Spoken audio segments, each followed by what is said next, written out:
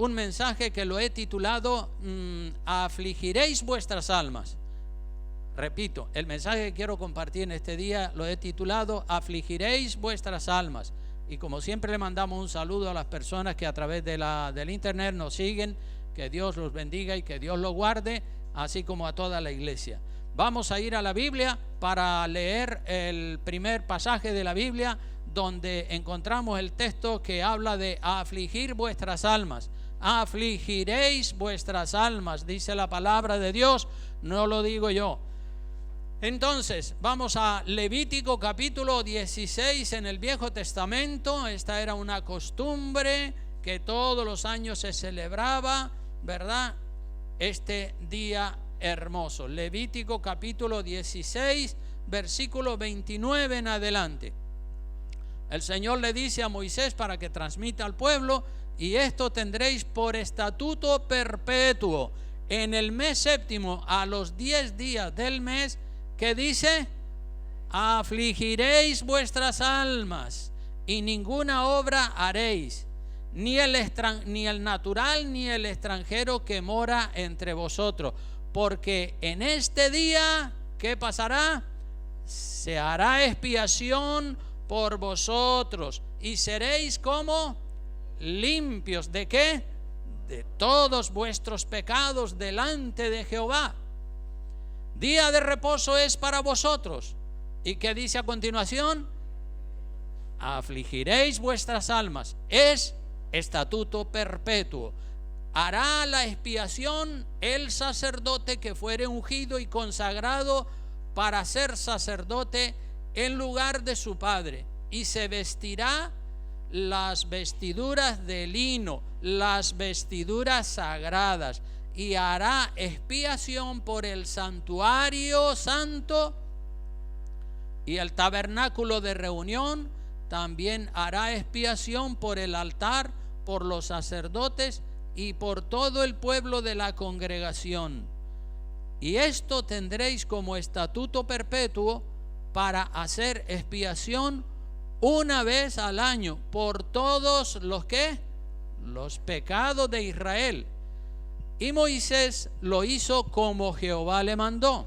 Como no podía ser de otra manera, Moisés era un siervo fiel y obediente, y obedeció a Dios en todo. Entonces, ¿qué significa o qué significaba? Lo que significaba es lo mismo que significa hoy en día: afligir el alma. Significa, hermanos, sentir pena, dolor, tristeza, pesar, abatimiento. ¿Y por qué el pueblo de Dios en el Viejo Testamento tenía que sentir pena, dolor, aflicción, pesar y abatimiento? Pues la Biblia lo dice claramente: por los pecados que durante todo el año habían cometido. Un día al año era lo que se llama el día de la expiación en el pueblo de Israel. Un día al año era el día de expiación en el que la gente confesaba sus pecados y eran perdonados, y se hacían los sacrificios correspondientes, y el pueblo quedaba libre de pecado. Ese día de expiación era un día de reposo, un día en el que nadie debía trabajar, no se podía hacer absolutamente nada, absolutamente no se podía hacer ningún trabajo. Ese día era dedicado exclusivamente a meditar, a reflexionar, a hacer memoria de los errores, de los pecados, de las malas actitudes que cada persona había cometido durante todo el año en curso. Ese día de expiación era para confesar los pecados, era para arrepentirse, para pedir a Dios perdón, para hacer también los sacrificios de sangre de animales. Ya saben ustedes lo que significaban los sacrificios de sangre de animales. El día de expiación, la palabra expiar o expiación significa pagar la pena o pagar el castigo impuesto por los pecados, ¿verdad? Porque cada pecado tiene un castigo, y la paga del pecado es muerte, como dice la Biblia. Expiar, por tanto, expiar significa pagar la deuda, pagar la pena, o pagar por los pecados con el castigo que Dios determinaba. Así que cada año en el día de la expiación, el sumo sacerdote se vestía con las vestiduras sagradas, con las vestiduras reglamentarias, para sacrificar los animales por los pecados del sacerdote y por los pecados del pueblo, porque el sacerdote también podía tener pecados. Obviamente todos hemos pecado, dice la Biblia. El castigo por los pecados del pecador es la muerte. Ya saben ustedes lo que dice Romanos 6:23, todos se lo saben hasta de memoria. Dice, porque la paga del pecado, ¿qué es lo que es? Muerte. Mas la dádiva, el regalo de Dios, es vida eterna, aleluya, en Cristo Jesús.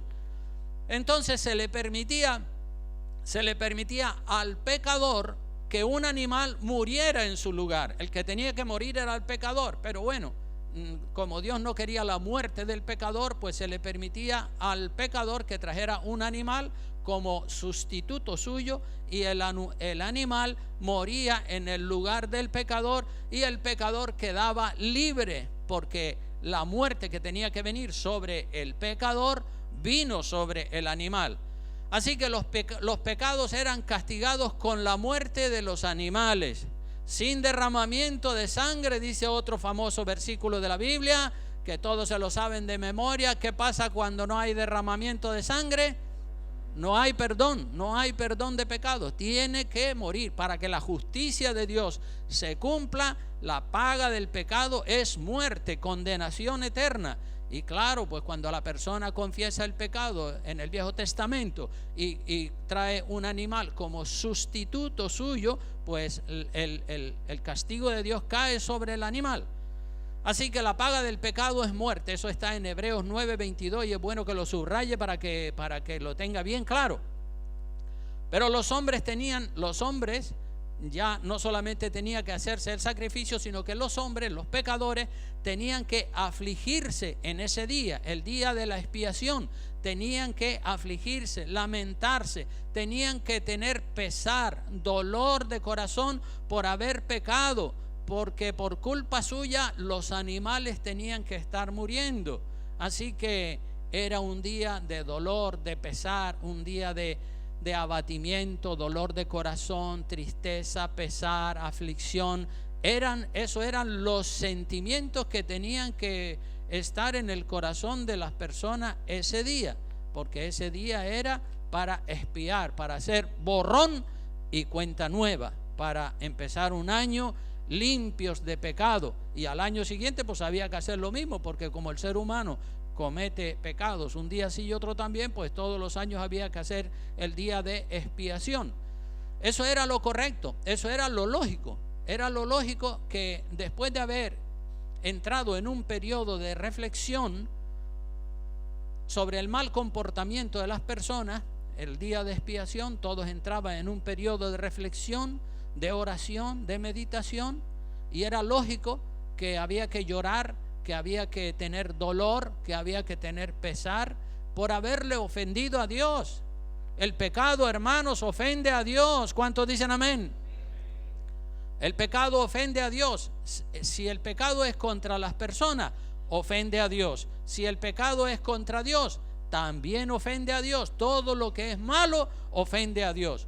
Ofender a Dios, eso va contra el carácter de la santidad de Dios. La Biblia dice que Dios es santo, santo, santo, puro, puro, puro, limpio, limpio, limpio. Entonces, cuando a alguien le falla, cuando alguien hace algo malo, comete algún pecado, es como una ofensa al carácter santo y al carácter puro de Dios. Y lo triste es que hoy en día muchas personas no tienen conciencia de pecado. Eso da mucha tristeza, ¿verdad? Personas que no tienen conciencia de pecado, roban, mienten, fornican, adulteran, odian, envidian, desprecian, critican, blasfeman, ofenden, traicionan y se quedan tan frescos como una lechuga. No tienen conciencia de pecado. Es increíble cómo se ha perdido esa conciencia de pecado. En el siglo XIX y a principios del siglo XX, el mundo secular, es decir, la gente de afuera que ni siquiera eran cristianos, ellos estaban influenciados por los principios cristianos y tenían una buena moral, o por lo menos mucho mejor que la que tienen hoy en día. Pero en la segunda mitad del siglo XX y lo que llevamos del siglo XXI, el cristianismo ha sido influenciado por el mundo, por el pecado, ¿verdad? Unas veces el cristianismo, cuando ha estado fuerte, el cristianismo ha influenciado a todo el mundo pagano. Pero cuando el cristianismo se va debilitando, sucede lo contrario. El mundo pagano y las malas costumbres influencian al cristianismo y el cristianismo comienza a degradarse, comienza a deteriorarse. La conciencia de pecado se ha ido perdiendo en muchas personas. El cristiano se ha ido diluyendo y ha sido influenciado por los estilos de vida mundanos. Por eso nosotros los cristianos tenemos que volver a predicar y a revivir el verdadero cristianismo, que bien claro lo tenemos en la Biblia, en la palabra de Dios. Amén. Cuando no se habla con claridad sobre el pecado, hermanos, cuando no se habla con claridad sobre el pecado, la conciencia de pecado se debilita y llega a ver el pecado como algo normal. El mundo de afuera normaliza todo lo que es malo. Y cuando nosotros no hablamos de esto y esto y esto y esto es pecado y aquello también, no porque lo decimos nosotros, porque lo dice la palabra de Dios, cuando no usamos la palabra pecado y llamamos a las cosas por su nombre, pues entonces esa conciencia de pecado que se supone que tiene que estar bien viva en los cristianos se va degradando poco a poco con el paso del tiempo. Y muchos cristianos, incluso hoy en día, argumentan y piensan de esa manera. Dice, bueno, pero si todo el mundo lo hace, si todo el mundo lo hace y si todo el mundo lo hace. Bueno, el que todo el mundo lo haga no significa que Dios lo aprueba. Claro que no. Dios aprueba lo que aprueba. En la Biblia está bien claro lo que Dios aprueba y lo que Dios prohíbe o rechaza.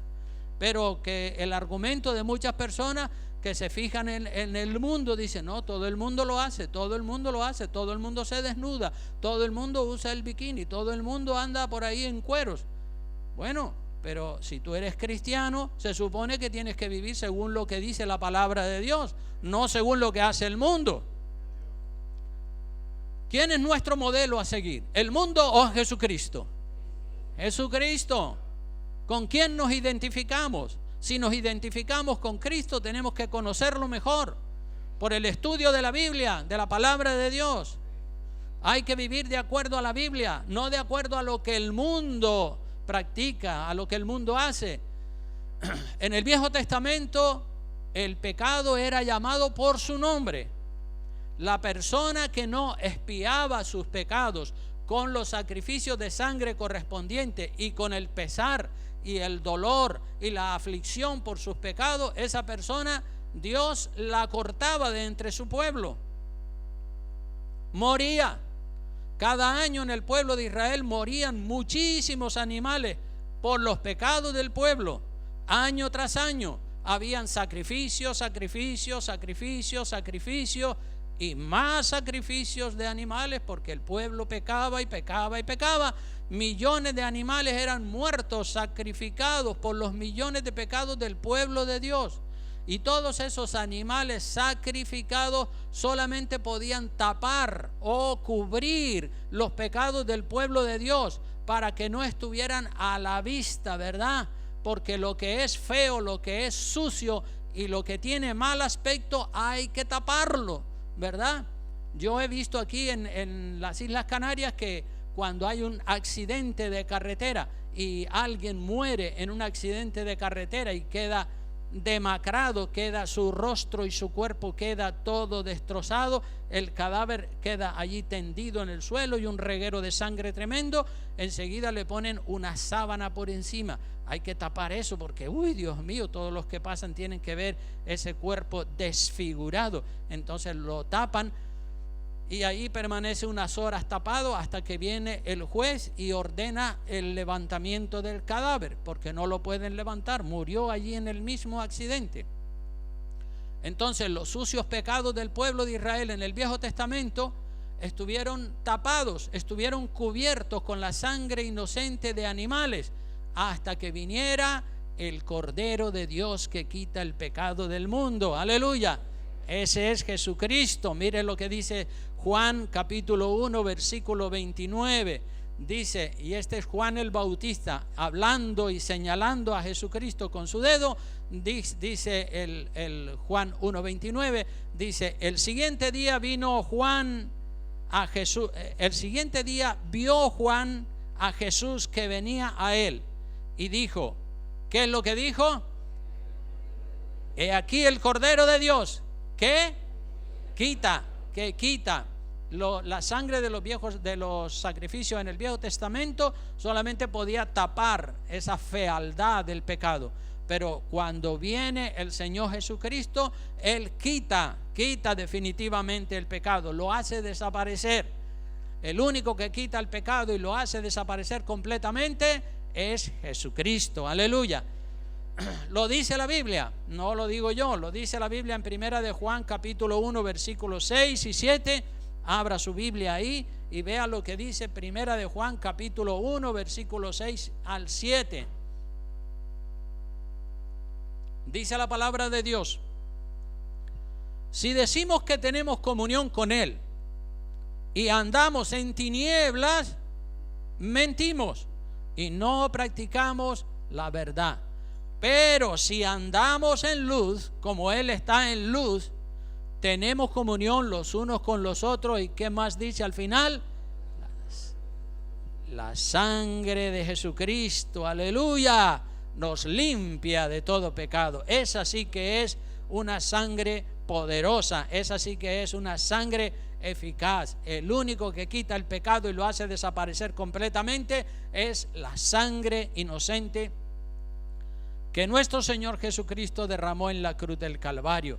La sangre de los animales, aunque era también sangre inocente, no podía quitar el pecado, solamente tapaban el feo aspecto del pecado.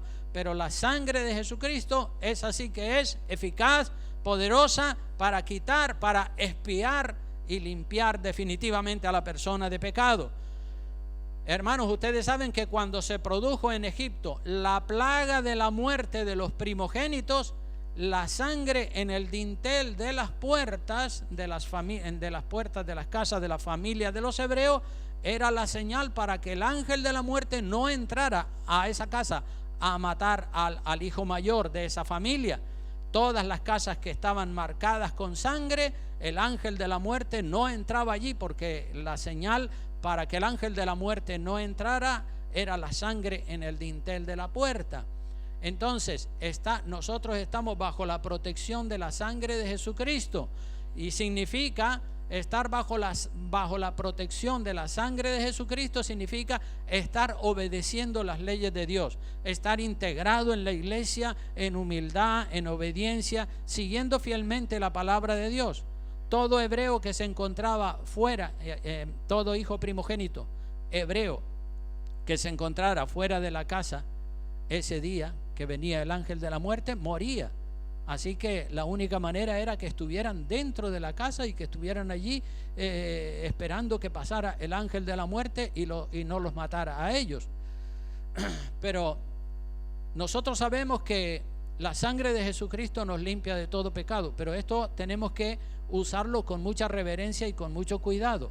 No podemos usar ese texto a la ligera. Algunos que son supuestos cristianos viven en pecado y hacen una declaración. Yo he oído a algunas personas haciendo esa declaración y diciendo: me cubro con la sangre de Cristo, me cubro con la sangre de Cristo, me cubro con la sangre de Cristo.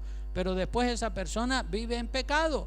Entonces, ¿de qué sirve que haga la declaración me cubro con la sangre de Cristo si luego esa persona vive en pecado? Pues eso no sirve de nada, solamente sirve para engañarse a sí mismo. Hay personas que se engañan a sí mismos con declaraciones como esa, por ejemplo: me cubro con la sangre de Cristo y me cubro con la sangre de Cristo. Bueno, el Señor sabe quién está bajo la cubierta de la sangre de Cristo. Por sus frutos los conoceréis. No hace falta hacer la declaración. Si usted está de verdad en santidad y viviendo en santidad, usted puede estar seguro de que la sangre de Cristo lo está cubriendo.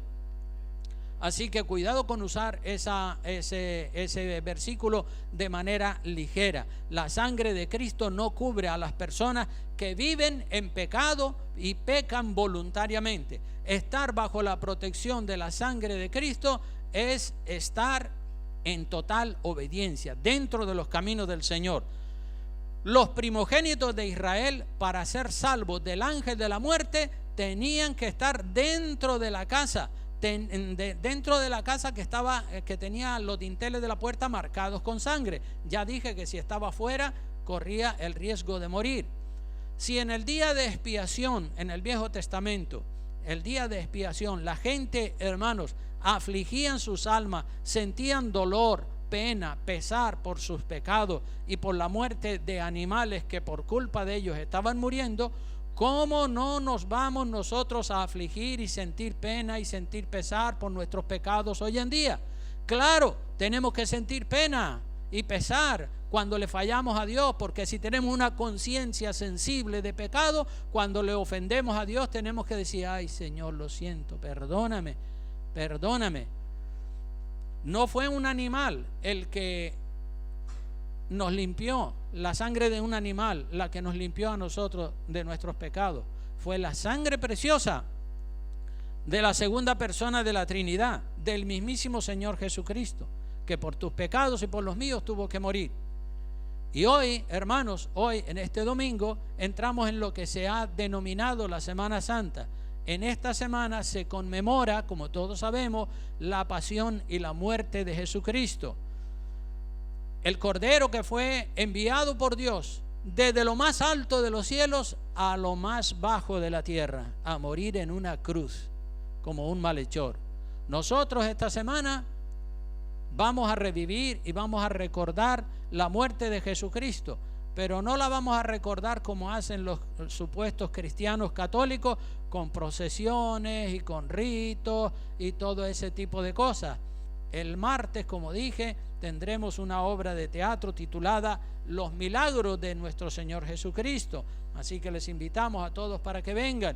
El viernes vamos a tener un día de oración, un día de ayuno. Ya lo venimos anunciando desde hace un mes aproximadamente, para que todo el mundo tenga ya en su agenda separado ese día para venir a la iglesia, humillarnos, quebrantarnos, reflexionar, entrar en una renovación de nuestro cristianismo, meditando, reflexionando, orando, adorando, intercediendo, sintiendo dolor y pesar por nuestros pecados y por nuestros errores, porque con frecuencia, aunque somos cristianos, en el transcurso del año cometemos errores, cometemos pecados y hay cosas que hemos hecho que a Dios no le agradan. Entonces tenemos que humillarnos. En la Iglesia Católica se nos enseñaba, yo no sé, seguramente los más adultos que están aquí entre nosotros saben que en la Iglesia Católica se nos enseñaba que para hacer una buena confesión, yo fui católico, como saben todos ustedes, hasta los 23 años, se nos enseñaba que para hacer una buena confesión eran necesarias 5 cosas, y el cura nos enseñaba esas 5 cosas y decía: primera cosa para hacer una buena confesión es examen de conciencia. Y entonces uno tenía que sentarse y meditar y hacer un examen de conciencia y recordar el pasado, a ver qué cosas habíamos hecho, qué pecados habíamos cometido, de los cuales no nos habíamos arrepentido. Examen de conciencia, y nos examinábamos, cada persona se examinaba a sí mismo. La Iglesia Católica tiene muchas cosas malas, pero tiene también algunas buenas, todo hay que decirlo.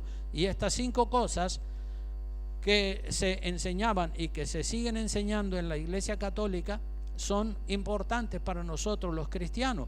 El examen de conciencia es muy importante, que examinemos nuestra conciencia, porque es a Dios a quien le tenemos que dar cuenta. Amén. Primera cosa, examen de conciencia. Y después de examinar la conciencia con un examen concienzudo, habría que sentir dolor en el corazón, porque cuando examinas tu conciencia dices: uy, le fallé al Señor aquí, allí el orgullo se me metió y actué mal.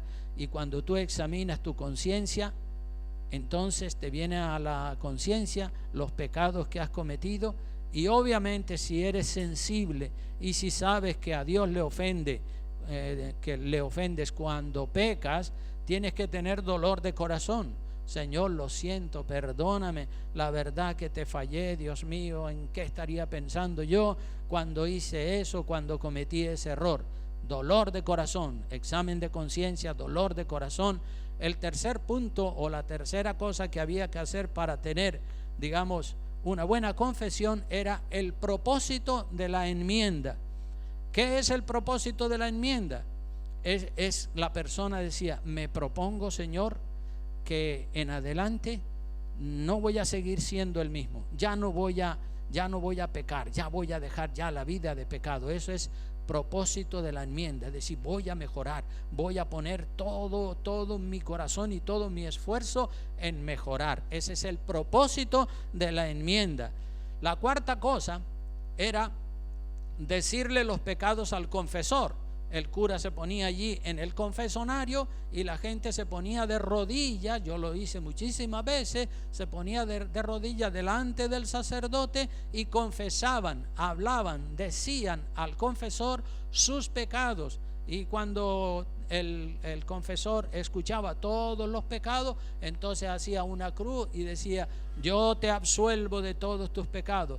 Y te marcaba una penitencia, te decía, vete y ponte de rodillas delante de Santa Rita o delante de San Pancracio y le rezas 5 Padre Nuestros al Señor y 6 Ave Marías a la Virgen y cosas así, ¿verdad? Entonces tenías que decirle los pecados, no podías ocultarlo. Obviamente nosotros hoy en día le confesamos nuestros pecados al Señor, ¿verdad?, cuando van contra Dios, pero cuando van contra las personas no se los confesamos a las personas, al sacerdote o al pastor. Cuando el pecado es contra tu hermano o contra tu hermana, es a tu hermano o a tu hermana, a la persona que has ofendido, a la que le tienes que ir a pedir perdón y decirle, lo siento, confieso que metí la pata, confieso que me equivoqué.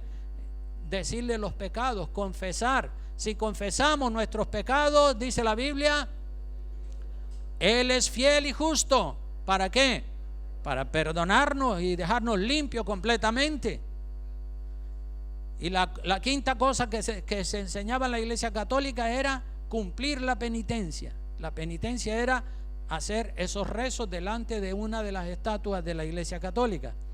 Obviamente, nuestra penitencia es dolor de corazón. Lo siento, Señor, perdóname. Nos arrepentimos y hacemos propósito de la enmienda para que Dios nos limpie completamente de toda nuestra miseria. Así que ese era, digamos, las 5 cosas necesarias para hacer una buena confesión. Y hermanos, el próximo domingo, día 9 de abril, vamos a tener el culto, como siempre, a las 10 de la mañana y a las 7 de la tarde. Y ese domingo, igual que hoy estamos conmemorando el Domingo de Ramos, es decir, cuando Cristo entra en la ciudad de Jerusalén montado en un pollino, en un burrito, el domingo que viene conmemoraremos el día más glorioso, el día triunfante, la resurrección de nuestro Señor Jesucristo. Aleluya. Cristo resucitó y el triunfo de la resurrección, la victoria es la victoria más grande sobre el enemigo más grande. El enemigo más grande del ser humano es la muerte, pero Cristo venció la muerte en la cruz del Calvario. Y si Él venció la muerte, tú y yo somos herederos de esa bendición, tenemos esa bendición y podemos estar seguros de que también nosotros resucitaremos un día después de que nuestro cuerpo haya muerto en la primera resurrección para ir a morar con nuestro Dios. Aleluya. Así que hoy recordamos el Domingo de Ramos, la entrada triunfal de Jesucristo en la ciudad de Jerusalén. Y para ir concluyendo, vamos a ir a Lucas, capítulo 19, versículo 28 al 40, para dar una leída breve a ese hermoso pasaje de la Biblia que nos habla de Jesucristo entrando en un burrito en la ciudad de Jerusalén, lo que se llama la entrada triunfal de Jesucristo en Jerusalén como Rey de paz. Aleluya. Dice en el capítulo 28 de Lucas, en el capítulo 19, versículo 28, dice así: dicho esto, iba adelante subiendo a Jerusalén, y aconteció que llegando cerca de Betfagé y de Betania, al monte que se llama de los Olivos, envió 2 de sus discípulos diciendo: id a la aldea de enfrente, y al entrar en ella hallaréis un pollino atado, en el cual ningún hombre ha montado jamás. Desatadlo y traedlo. Y si alguien os preguntare por qué lo desatáis, le responderéis así: porque el Señor lo necesita. Fueron los que habían sido enviados y hallaron como les dijo. Y cuando desataban el pollino, el burrito, sus dueños les dijeron: ¿por qué desatáis el pollino? Ellos dijeron: porque el Señor lo necesita. Y lo trajeron a Jesús, y habiendo echado sus mantos sobre el pollino, subieron a Jesús encima, y a su paso tendían sus mantos por el camino. Y cuando llegaban cerca de la bajada del monte de los Olivos, toda la multitud de los discípulos, gozándose, comenzó a alabar a Dios a grandes voces por todas las maravillas que habían visto, diciendo, que decían: bendito el que viene, bendito el Rey que viene en el nombre del Señor, paz en el cielo y gloria en las alturas, el Rey de paz. Entonces algunos de los fariseos entre la multitud le dijeron: maestro, reprende a tus discípulos. Pues claro, porque lo estaban exaltando como rey, lo estaban declarando como el Mesías, y los fariseos y los judíos, el más radicales, más fanáticos, ellos no creían que Jesucristo era el Mesías. Por eso cuando ven la multitud dando gloria a Dios y reconociendo a Jesucristo como el Rey que había de venir, esta gente, estos fariseos furiosos y celosos, le dijeron al maestro: mira, reprende a tus discípulos, están haciendo una barbaridad. ¿Cómo se les ocurre decirte que tú eres el Rey? Bendito el que viene en el nombre del Señor. No, tú de rey no tienes nada. El Señor respondiendo a esta gente les dijo: os digo que si estos callaran, ¿qué pasaría? Las piedras clamarían. Eso no se podía callar, tenían que hablar y tenían que proclamar que Jesucristo era el Rey, era el Mesías. Así también nosotros hoy en día tenemos que proclamar que Jesucristo es el Mesías, que Jesucristo es el Rey. Y esto ya estaba profetizado en el Viejo Testamento. El profeta Zacarías, casi 500 años antes de la venida de Jesucristo, dijo en Zacarías 9:9, dijo así: alégrate mucho, hija de Sión, da voces de júbilo, hija de Jerusalén. He aquí tu rey vendrá a ti, justo y salvador, humilde, cabalgando sobre un asno, sobre un pollino, hijo de asna. Gloria a Dios, aleluya. Se cumplió la profecía de Zacarías. El Señor vino tal como había profetizado el profeta Zacarías, como dije, 500 años aproximadamente antes de Jesucristo. Y seguimos mirando un poco más. En el versículo 41 de ese mismo capítulo de Lucas 19, dice que cuando llegó cerca de la ciudad, al verla, cuando llegó cerca de Jerusalén, al verla, ¿qué hizo? Lloró sobre ella. ¿Por qué será que lloró? Diciendo: oh, si también tú conocieses a lo menos en este día lo que es para tu paz, mas ahora está encubierto de tus ojos, porque vendrán días sobre ti cuando tus enemigos te rodearán con vallado a la ciudad, y te sitiarán por todas partes, y te estrecharán y te derribarán a tierra, y a tus hijos dentro de ti, y no dejarán en ti piedra sobre piedra. ¿Por cuánto? ¿Qué dice? Por cuanto no conociste el tiempo de tu visitación. Qué ciegos espiritualmente estaban. Mira que estaba bien definido que el Mesías vendría, cómo vendría, las características del Mesías, pero ellos estaban ciegos espiritualmente. Vino el Mesías y no lo reconocieron. Y eso es lo que sucede muchas veces hoy en día también. La gente no reconoce, no entienden, tienen la mente cerrada. Y esta ciudad fue castigada, la ciudad de Jerusalén, ya lo dice la palabra, te derribarán a tierra y a tus hijos dentro de ti, y no dejarán en ti piedra sobre piedra, por cuanto no conociste, por haber estado involucrado en tantas cosas, menos en lo más importante. Lo más importante para nosotros es Jesucristo, hermanos. Buscad primero el reino de Dios y su justicia, y las demás cosas son necesarias, claro que sí, pero ya vienen por añadidura. El llanto de Jesús sobre la ciudad de Jerusalén, por cuanto no conociste el día de tu visitación. Así que, amigo, amiga, conoce hoy que Cristo te está visitando. El Señor Jesucristo te está visitando, te está llamando, te está hablando para que lo recibas como Rey y como Señor. Y si no sabes cómo hacerlo, pues yo después del culto te puedo guiar en una oración. Podemos entrar a mi oficina y podemos enseñarte a recibir a Cristo y a seguir a Cristo. Porque juicio vino sobre Jerusalén, porque ellos no conocieron el día de su visitación.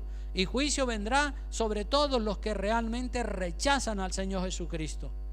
Y Mateo 19, versículo 45, dice: y entrando en el templo, el Señor entrando en el templo comenzó a echar fuera a todos los que vendían y compraban, diciéndoles: escrito está, mi casa es casa de oración, mas vosotros ¿qué? La habéis hecho cueva de ladrones. Y enseñaba cada día en el templo. Pero los principales sacerdotes y los escribas y los principales del pueblo, ¿qué hacían? Procuraban matarle, y no hallaban nada que pudieran hacerle, porque el pueblo estaba suspenso. Entonces, la purificación del templo, eso fue hecho también ese domingo, ¿verdad? En el que el Señor entraba como Rey en la ciudad de Jerusalén. Jesucristo es Rey, Jesucristo es Rey de Reyes, y Jesucristo quiere entrar en el corazón de todas aquellas personas que todavía no le han abierto su corazón al Señor Jesús.